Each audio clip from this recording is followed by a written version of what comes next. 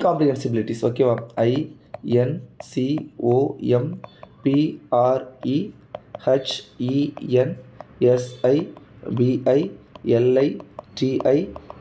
என்ன பண்ணணும், இதை ஆல்ஃபாபெட்டில் எழுதி ரிவர்ஸாக எழுதிட்டு how many position letters remains அன்சேஞ்சுங்கிறத நம்ம கண்டுபிடிக்கணும். ஓகே. ஸோ இதில் பார்த்தீங்கன்னா என்ன பிரச்சனை அப்படின்னா, உங்களுக்கு வந்து 26 லெட்டரோ எவ்வளோ இருக்கும், 1 2 3 4 5 6 7 8 9 10 11 12 13 14 15 16 17 18 19 21 லெட்டர் உள்ள ஒரு சின்ன வேர்டு தான் இது. ஓகேவா.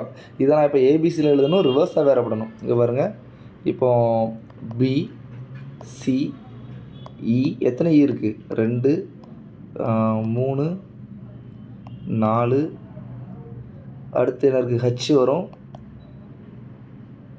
ஒரு நிமிஷம் இருங்க, செக் பண்ணிடுறேன். சரி, என்ன அப்படின்னா நம்மளுக்கு கோடு போடாமல் எழுதுனா மிஸ் ஆகுது. இருங்க, நம்மளுக்கு லைன் போட்டால் தான் அது ஒரு இதாக இருக்கும். 1 2 3 4 5 6 7 8 9 10 21. ஓகே, சரி.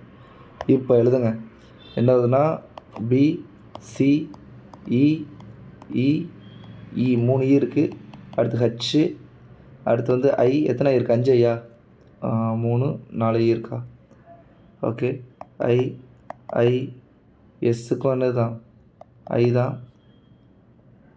அடுத்து வந்து பி போட்டாச்சா, எஸ்ஸுக்கு வந்து ஐ வந்தாச்சு. எண்ணுக்கு என்ன தான் இருக்குது, ஐ இருக்கும் போது 5 ஐ இருக்குது. இக்கு வந்து எல், இதுக்கு எம், என் எத்தனை இருக்குது, 2 எண் இருக்குது.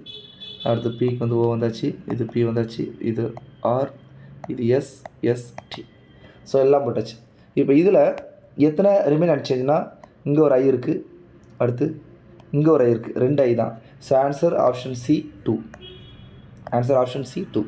ஸோ இந்த கொஷின்ஸ் எல்லாமே ரீசெண்ட் டேஸில் கேட்ட கொஷின். சரியா.